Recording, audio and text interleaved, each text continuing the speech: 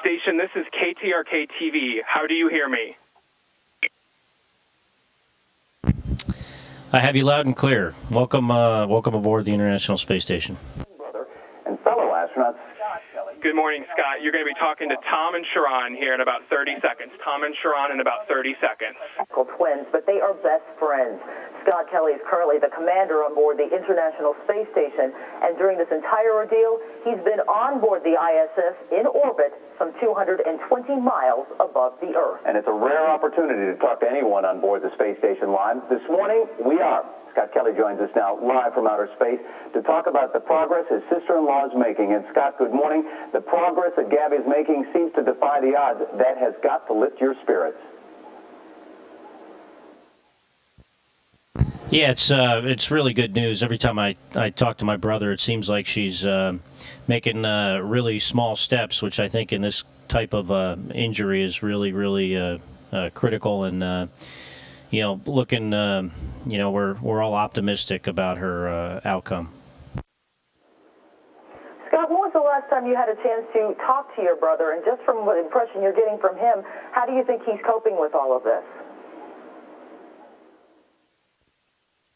I actually, I probably talk to him at least twice a day, in the morning when I get up, and then right before I go to sleep. And so I spoke to him actually this morning, and I think he's coping as well as you can in this type of situation. Certainly, it's it's very, very difficult, but I think he's doing as good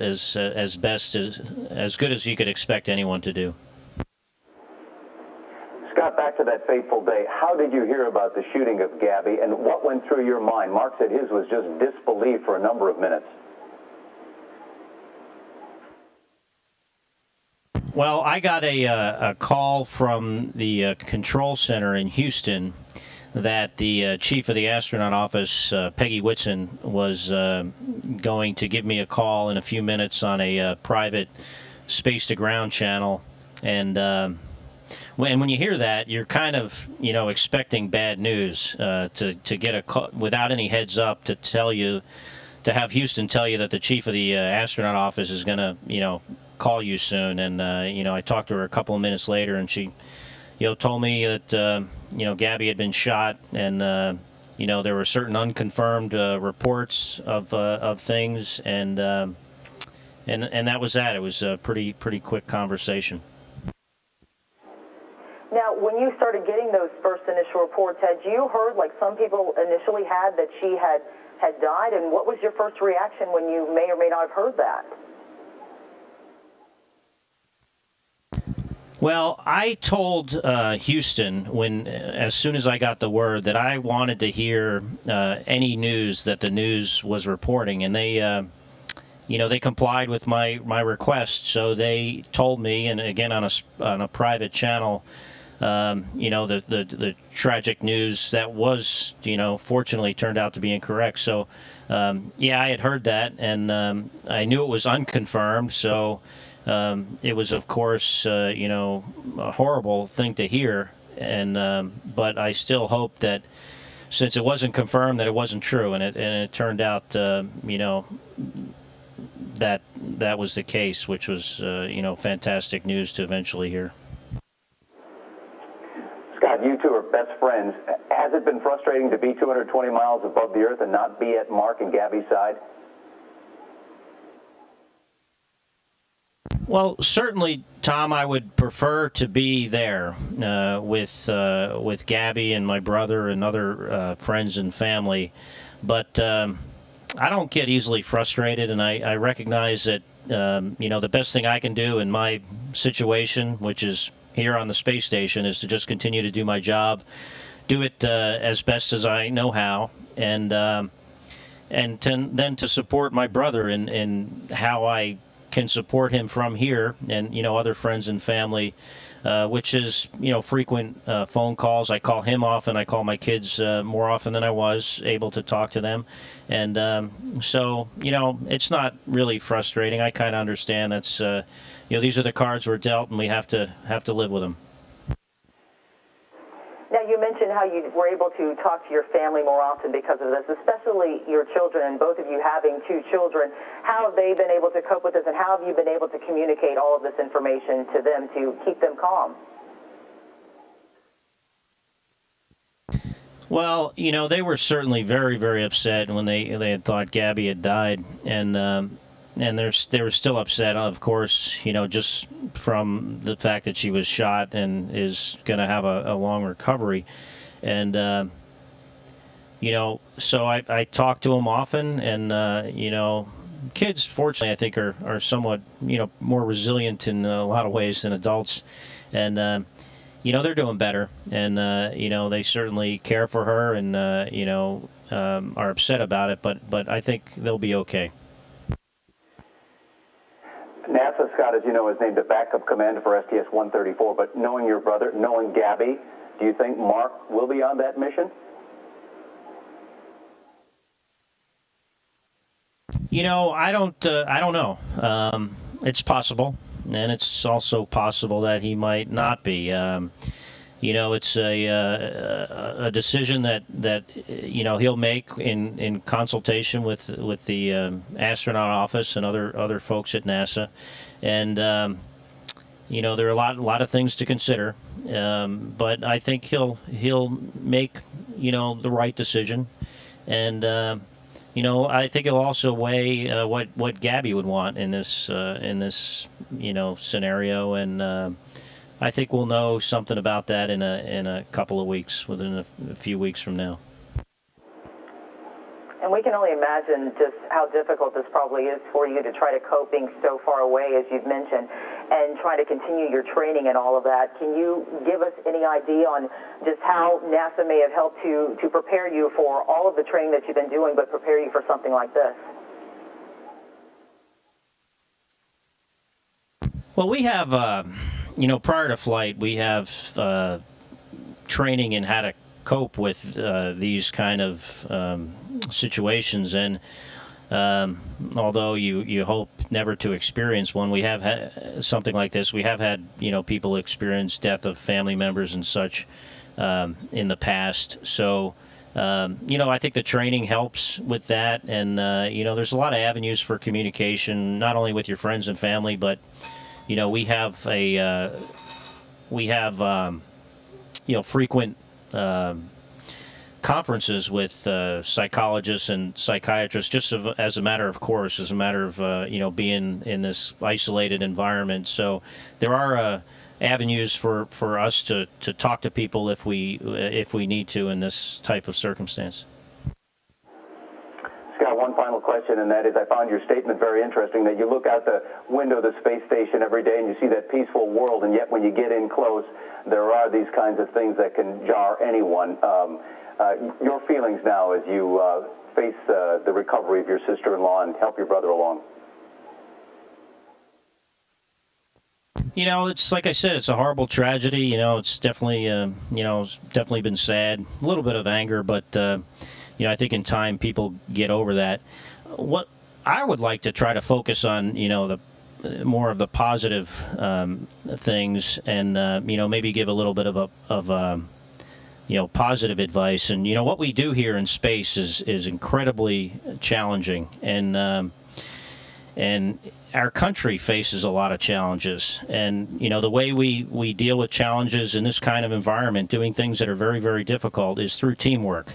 And I'd like to see maybe more teamwork, with people, not only in our government, but everyone in meeting the challenges our country faces. So, hopefully, if anything good can come out of something like this, it's that we learn to work better together. All right, Scott Kelly live in the space station. Much more in our later newscast. Thanks, Scott. All right, and that's all for now. We're going to join GMA in progress and have a lot more, of course, with Tom. Station, this is Houston ACR. That concludes the KTRK portion of the event. Please stand by for a voice check from ABC Primetime. Station, this is ABC Primetime. How do you hear me? I hear you loud and clear. Welcome aboard the International Space Station. Thank you so much, Commander Kelly. Thank you very much for talking with us, so I'll begin now. Your brother told us that you call 5 or 6 times a day. What is it you most want to say to him in this moment? Well, during, difficult situations, I think it's important to, have frequent contact with your, family members and people that you're close to. And my brother and I are very, very close. And, I think it's, it's good for him, for me to be talking to him. And it's also good for me. So I think it's a kind of a two-way thing for us, that it's, somewhat comforting to both of us. And just the way the technology works on board the space station, he can't call me, so I have to call him, and I've been doing that fairly frequently. Is there a word, a sentence that you say to each other in tough times?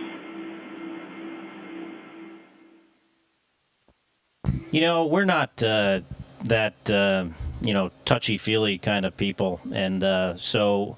When I call, I just ask them, usually the first thing is, how's Gabby? And then, how are you doing? And, we just talk about, mostly her and her condition, but other things like we normally do. So, no, I wouldn't say there's any, specific sentence that, thing that I say to him every time to try to, make things better for him. I just want to note that 200 miles up, I've been accused of a touchy-feely question.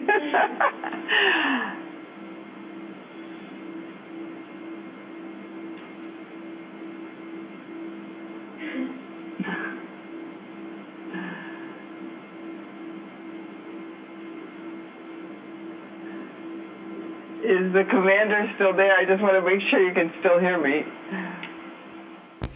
Yeah, I can hear you. I didn't know if you maybe you might have been cut out. I didn't know if you had if there was another question on that. Oh, okay, good. No, you issued a statement, a very moving statement, at the end of which you said, we're better than this. We must do better. What did you mean?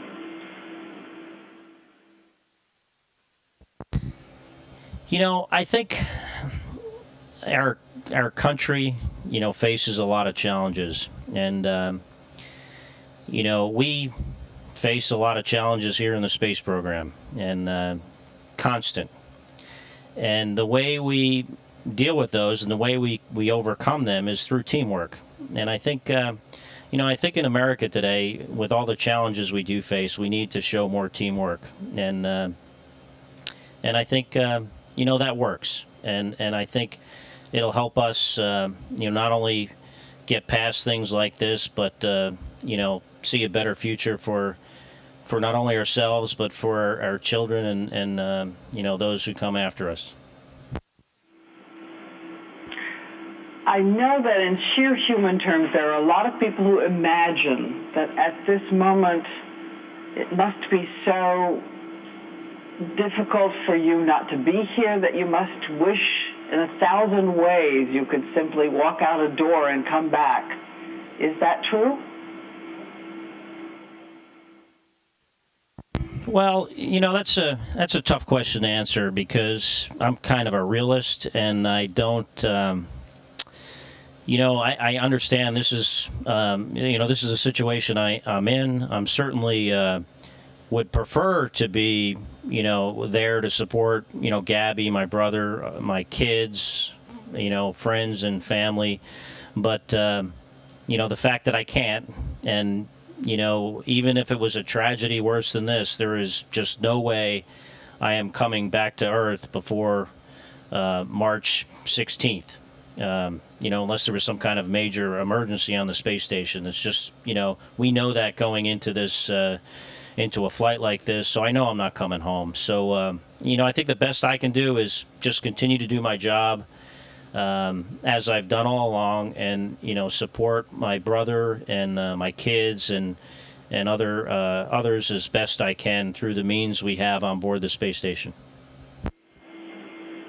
You said in your statement that Congresswoman Giffords is a brilliant patriot. Tell us the thing you first noticed about her when you first met her. You know, what's great about Gabby is she treats everyone the same. And, you know, she's always interested in their opinion, interested, you know, in, you know, what their lives are like, interested in trying to help them. And it doesn't matter, you know, from what, you know, walk of life they are, from what party they are. She's genuinely a, you know, a kind, caring person, and incredibly dedicated to her job in Congress and to our country. And not that this should happen to anybody, but for it to happen to someone like her makes it even, you know, even that more just shocking and, you know, such a horrible tragedy. And not to, you know, and I don't want to just focus on her because this is a horrible tragedy on many levels. I mean, a 9-year-old girl, you know, other people that were killed and injured. It's just, you know, it's just really terrible that things like this happen in America and, you know, around the world. How closely can you follow the news, and are you following it? You know, normally the ground sends up, I've asked them to send up the news on the weekends prior to this, only really as a precursor, such that the connection is made so I can watch Houston Texans football games on Sunday. So generally I would have the news because they had to put something on the television. And but since this happened, actually until today, I've had it on basically, you know, continuously since the you know, since the shooting occurred. So we don't have continuous coverage, but maybe, you know, 45 minutes an hour I've had, you know, basically live television news on, and I can't look at it all the time because I'm very busy, but, you know, a few minutes here and there I can look at it. We also have a kind of a spotty but real-time internet connection, so I can look on news sites there, and of course we have a telephone. We had a chance to spend some time with your brother on the weekend, but tell us all what you most want people to know about him.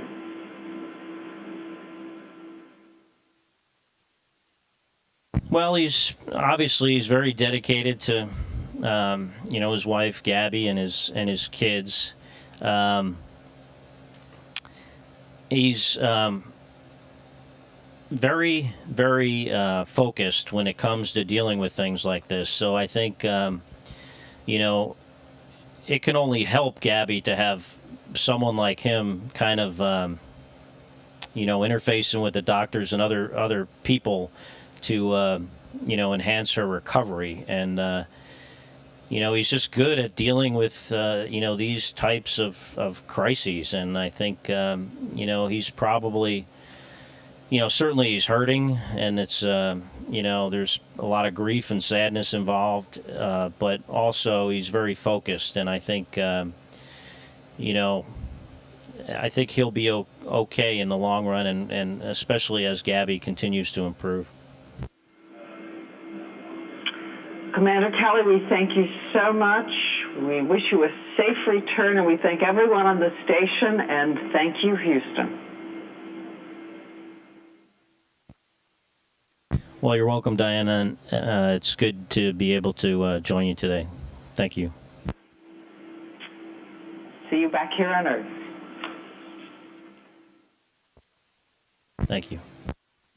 Station, this is Houston ACR. That concludes the event. Thank you. Thank you, KTRK TV and ABC Primetime. Station, we're now resuming operational audio communications.